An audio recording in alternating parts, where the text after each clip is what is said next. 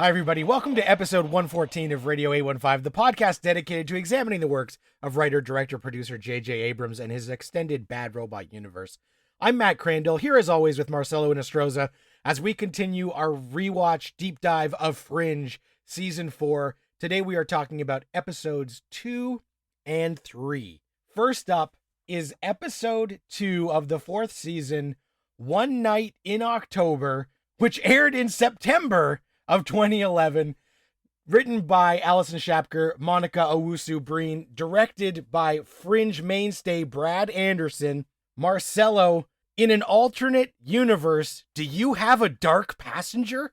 I really like this episode because this episode deals with if certain things don't happen in our lives, right? Like if we don't meet a specific person when we exactly need to, do we have the potential of being a bad person because we didn't meet a specific individual in our lives, and that one incident caused a chain reaction that makes us into a serial killer? So I really like the moral questions that this episode asks of the audience. Now, I might be thinking of it a little bit too cerebral, but I got a lot out of this episode because of the way I looked at it. Yeah, I think that's the right way to look at it. And this is another episode where John Noble and Joshua Jackson's summer vacation continues in extension, but this is mainly focusing on Olivia and Faux-Livia having to work together. And I liked this because we're seeing the interplay between the two sides. And the Prime Universe has to decide whether it's worth actually helping the people over there. And Olivia is wrestling with this because of everything that has happened with Faux-Livia. And we do learn that in this new timeline, where Peter never existed, there are a few key differences that we have to sort of examine, which is Faux-Livia still came over to our timeline and lived Olivia Dunham's life while she was held captive in the other universe. That still happened. That was still part of the fabric. Even without Peter, that happened. But something that didn't happen, as we learn, is that their agent Broyles never died over there. He's still alive and kicking. So we're like, hey man, you get to do 2 roles this season as well because we made a mistake wiping that Broyles off the board. So I liked finding out that there were certain things that still went on even without Peter. And this question of what if one single moment, it's a sliding doors episode where we're like, in this universe, this guy became a teacher who specializes in serial killers. And over there, he actually became a serial killer because of one interaction that didn't happen. And I thought that that was fascinating, that one moment in your life can cause a major shift in your circumstance, even though, as we learned, this guy, John, he does have those tendencies in our universe, but he's learned to control them and how to neutralize that thing that, when left unchecked, like over there, becomes this terrible thing where he's murdered tons of people. And I like the explanation as we go along. And just in our Bad Robot connective tissue, I am just going to point out that the guy who plays the serial killer in that universe and the professor over here has actually multiple Bad Robot connections. Because first, he was on the ABC series Brothers and Sisters, and the co-star on that show was Ron Rifkin, Arvin Sloane from Alias, and Balthazar Getty from Alias. He actually was in the last episode ever of Lost. He was the oceanic delivery man who showed up a couple of times in the series finale of Lost. And here he is as a serial killer. And then years later, he would go on to star on the CW's The 100, which also starred Henry, "You're Gonna Die, Charlie" Cusick. So we've get a bunch of these Bad Robot connections in just this guest star. So I had to shout those out. But Marcelo, what are you thinking as Olivia is wrestling with whether they can help Faux-Livia, because she does still hate that she took over her life for 2 weeks? I really like the fact that our Olivia is struggling with that inner battle within herself, because often in our lives we have silent inner battles between our good angels and our bad angels, primarily in our own heads.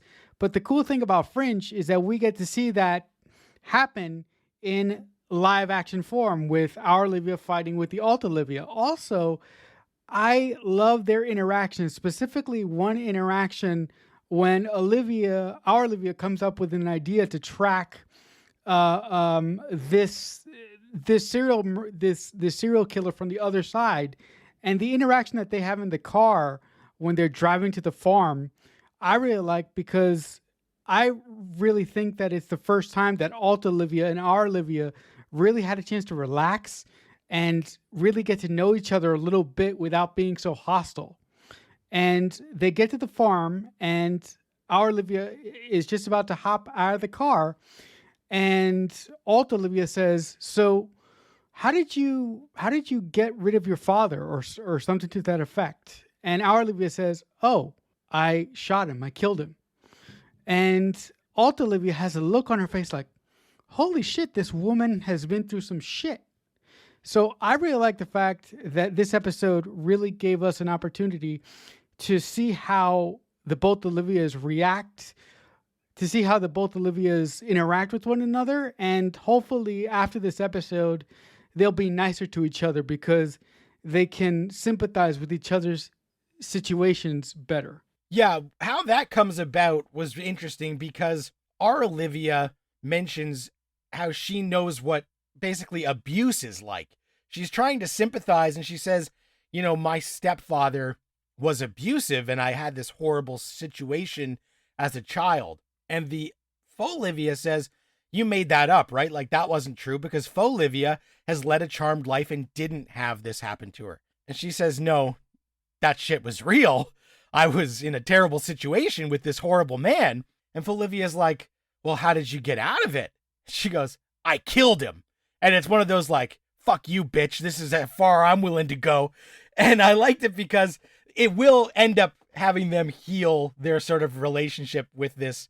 Our Olivia is still very upset that faux Olivia stepped into her shoes. But it was a really nice moment where the look on faux Olivia's face when prime Olivia says, I killed him, was like, oh, okay. I guess I am assuming that we had very similar lives, but it turns out we didn't. We both had very different experiences. And having this guy go between universes so that he can point out some of the similarities and the differences to track the serial killer version of himself, I thought was cool. And of course, they don't tell him that he's going to an alternate reality because parallel universes is something that most people can't wrap their head around. So the funniest moment to me was where Olivia has to let faux Olivia pretend to be her again, which is kind of a moment.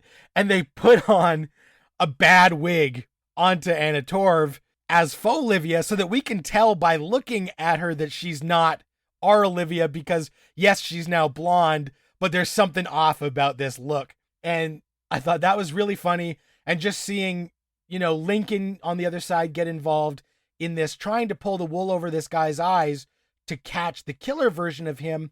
But he becomes aware because as he's reading the room and he's really getting into the situation of, whoever's doing this, the people they're targeting are people who are happy, and they're mad because they're happy and they want to steal that happiness from them. And this guy has some sort of fringe device that allows him to go into their brain and literally extract the happiness and get high off of it, but it kills them in the process. And as this man, John, realizes, and he's like explaining the pathology of the killer, and he's like, this sick son of a bitch does this because of this. And then he sees a picture of his dad and he's like, wait a minute, what the fuck? And he's like, is this sick son of a bitch me? And then he runs outside and sees the amber, and they're like, oh shit, the plan has gone sideways. And I liked that moment. But then the guy does something that was infuriating, but also a little bit more interesting than just having a panic attack and needing to be tranquilized. He does escape the clutches of Team Fringe and goes to confront himself. What are you thinking as this guy takes an extended bathroom break and no one seems to notice at first? And then he shows up to have a talk with the serial killer version of himself. That was so stupid that the Fringe team on the other side I understand letting somebody under custody go to the bathroom, but leaving him in there for an extended amount of time for him to jump out the window and then go to the farm where For Olivia's side has made like his lair. Like like I don't understand how the agent let didn't check up on him after an extended amount of time, but that's really minor.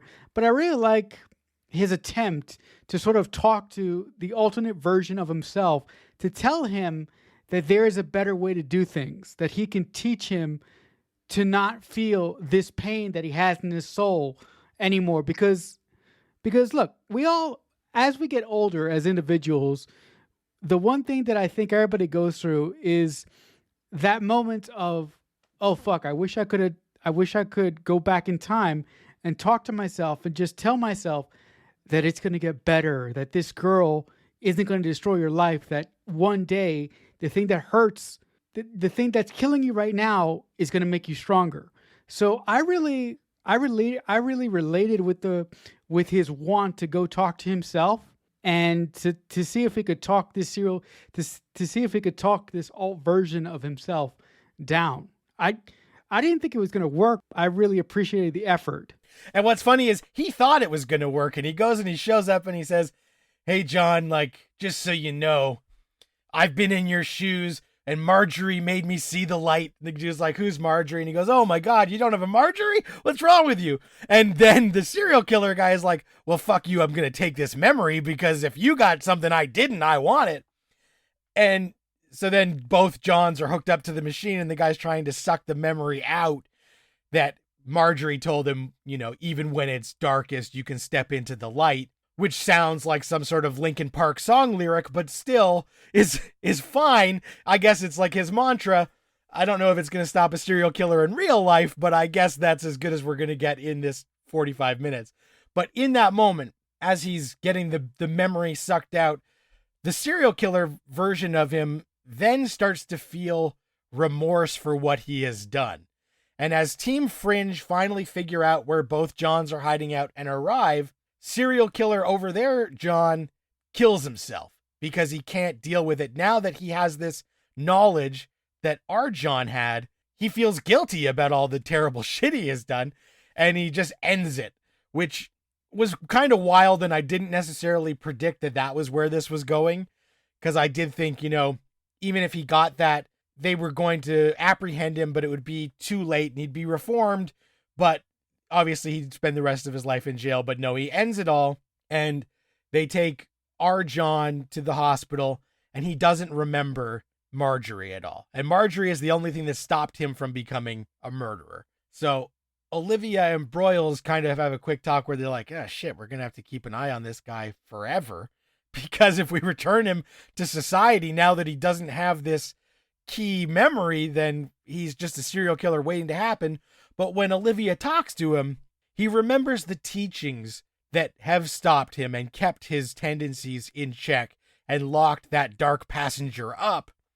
So by the end of the episode, we're a little bit less worried about this guy returning to society and becoming a murderer all again, because they say, I guess that even with certain memories gone, some people leave a mark that can't be erased. Which is the whole reason they did this fucking story, was to get that line of dialogue in there, because the last scene of this episode is basically the same as a scene from previous episode where we cut to Walter, still covering up all the reflective surfaces, and instead of freaking out because he sees a reflection of Peter, the episode ends with him freaking out because he's hearing Peter's voice. Marcelo, what are you thinking as it turns out the whole reason we did this over there, over here, serial killer thing was to basically get Olivia in a headspace of knowing that sometimes, even though you don't remember something, the echoes are still there to lay the tracks for Peter's eventual return. That is really alarming to me that the Fringe writers didn't have a better idea to sort of touch on the themes of even if something is gone, it is possible for remnants. It is possible for remnants of that one thing to remain. Like, it really distresses me that they possibly constructed an entire episode because of one line and because of one sort of thought that they wanted to convey. With that being said, I thought that this episode was really, really wonderful and really, really effective. There's just a couple more things that I want to point out about the episode. First, when the bad version of when the serial killer blows his head off, right? Because he does it in front of our Olivia, and when alt Olivia comes in, or full Olivia as we love to call her around these parts, and she sees what happened, she doesn't have an emotional reaction. The only one that has an emotional reaction is our Olivia. So I found that really, really strange. It's something really, really small, but it's something really, really telling. It's like full Olivia doesn't really, she has emotion, but her emotions are more muted than our Olivia's emotions are. So I really found that interesting. The other thing, when this professor started having flashbacks of that one person that set him on the path of good and that dulled his violent tendencies, when those flashbacks started happening, for a split second, I was like, is that Juliet? Because if that would have been Juliet, I would have lost my shit. But that's not Juliet. That's not the actress who plays Juliet. But if that would have been Juliet, I thought that would have been a really, really cool tip of the cap to the bad robot faithful. The machine, the sort of fringe machine that he uses, I thought was really, really cool. And the way that he was able to extract the feelings or the good vibes from his victims by freezing them, I thought was awesome. Yeah, it was definitely something we haven't seen before in the Fringe universe. And especially, when people are hooked up to the machine and their breath is showing because of the icy cold on their brain, was definitely unique and added to the sort of overall creep factor of this serial killer guy, which brings us from creep factors to being in a creepy cave with some sort of icky goo. We are going to talk now about episode 3, Alone in the World, which aired October 7th, 2011, written by David Fury, directed by Miguel House of the Dragon Sapochnik.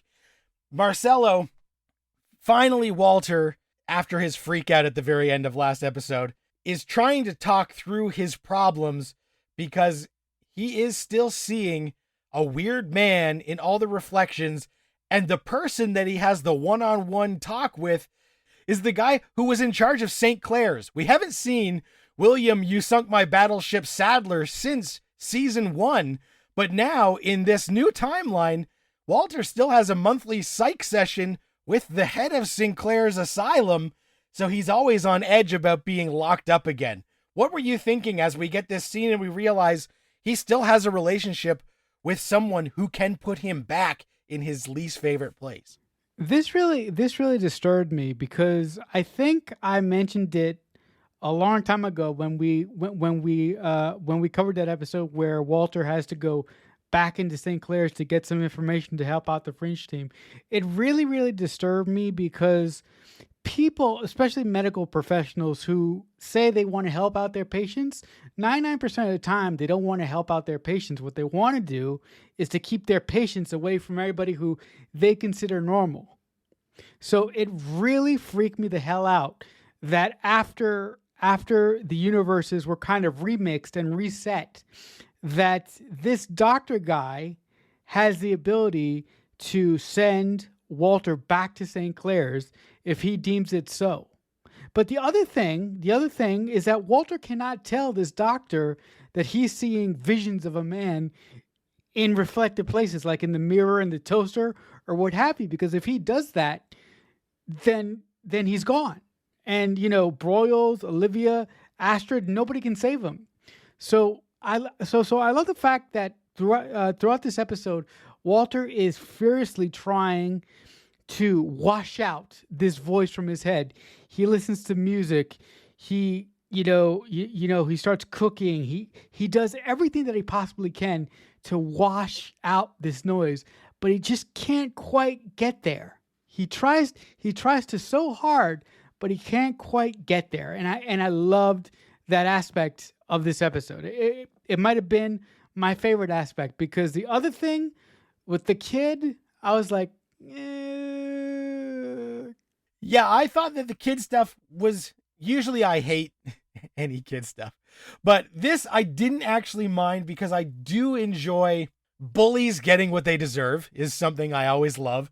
So when the episode opens, two boys in this weird tunnel get infected with this strange fungus and quickly their bodies deteriorate and become, if they look like they've been dead for years and they've only been dead for hours. So I thought that was really cool. And as the story unfolds, we find out that they were two teenage bullies who were lured there by a third boy. And this third boy, our team basically starts investigating what is going on by hanging out with this kid. And Walter and this kid, Aaron, have like this interaction throughout the entire episode as Olivia and Lincoln deal with this fungal infection that's, we find out, turns the bodies into a ticking time bomb. And I love the moment where the first body explodes right as Astrid and Walter put it into containment, and it looks awesome. And then Olivia and Lincoln get to this morgue too late, and as they start to try and find a way to isolate this fungus that is spreading and is some sort of infection that, we're realizing might take over the world if it's left unchecked, and they have to figure out a way to kill it. And they realize the thing that everyone realizes, kill it with fire. And so first they use some UV light and then they decide to use fire. And I love the moment where they start to use fire and they realize that the boy who was in the tunnel and this weird fungus are linked like Elliot and E.T. They somehow have sunk up that they can feed off of each other's emotions. And when they try and torch the fungus, the kid feels like he is being blinded and on fire because of this psychic connection, which then puts us in this tricky spot where Walter has to find a way to get this kid and this fungus separated. Because if they can't separate them, they're going to end up killing the boy. And they need to keep the boy, alive so they can destroy the fungus. But the reason that they need to keep him alive, because as we watch this episode, Walter lets us know that the reason Peter is not here, besides the fact that he has erased himself from existence, he did exist. So when Walter and Aaron are having their couple heart-to-hearts that they have throughout the episode, Walter reveals Peter was sick in this universe. Walter couldn't save him. He died. Walter did go to the alternate universe to save Peter. But when he brought him back, Peter drowned. So in this timeline, Peter fell through the ice. The observer did not intervene. Nothing happened. So Walter killed their version of Peter without saving him. And this is a dynamic that Walter is not willing to accept again. So he doesn't want this kid to die. He wants them to find a way to do anything to save this kid. But I thought the way that they weaved in the information that we have been wondering, how could any of the universe war have taken place if Peter Bishop didn't exist?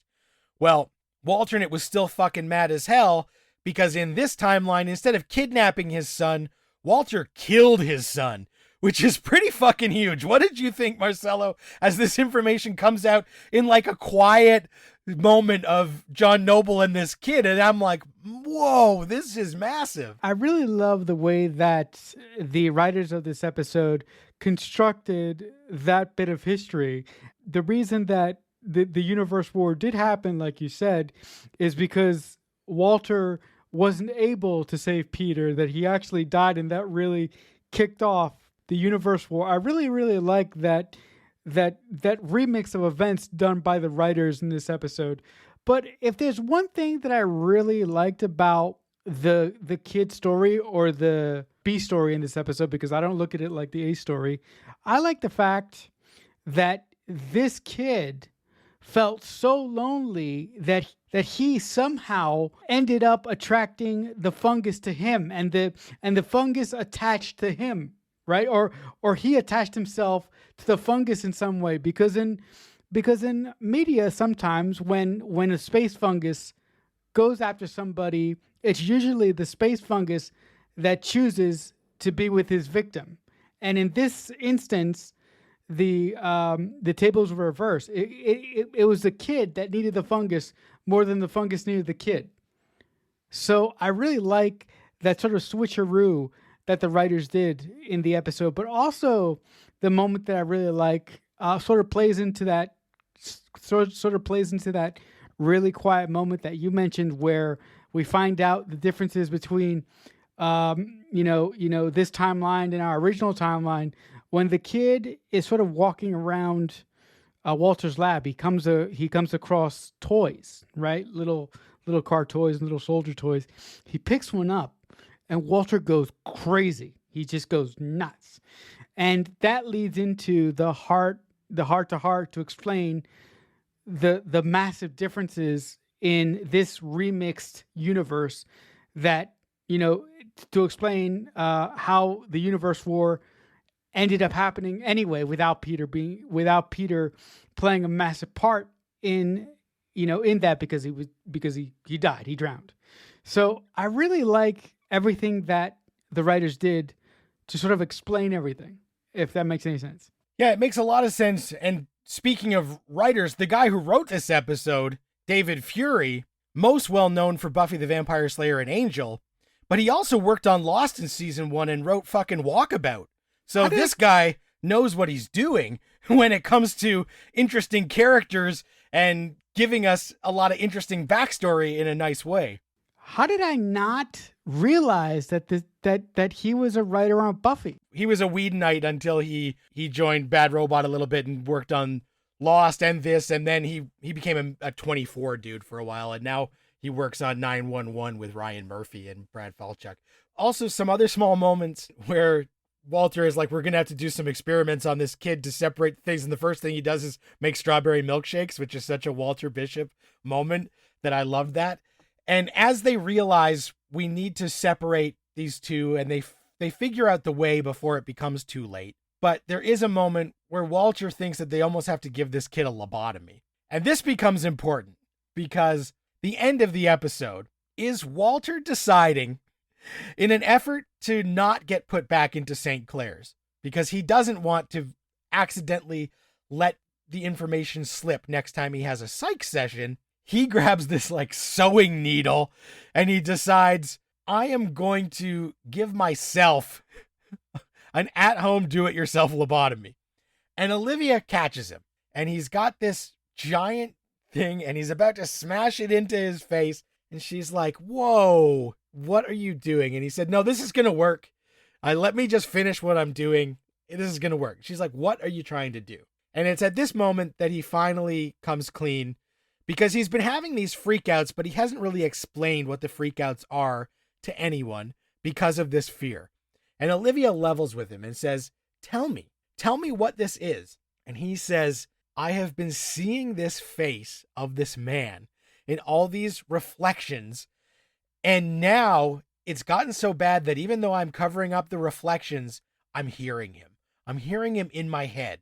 And rather than turn on Walter and be like, dude, you've lost it, Olivia pulls a piece of paper out of her pocket and says, is this the bad man? Where did he touch you? And he says, this is a guy that I've been seeing in my dreams. Is this the guy? And Walter is like, how could you have this? And this is a moment where they kind of look at each other, and she says, I've been checking databases. There's no record of who this could be, but I'm seeing him in my dreams. He's haunting your waking hours. We got to look into this, because if Team Fringe is being haunted, quote unquote, then they want to find out why. And so finally, it took us 3 episodes, but we're finally kicking down the door to reintroduce Peter in some capacity.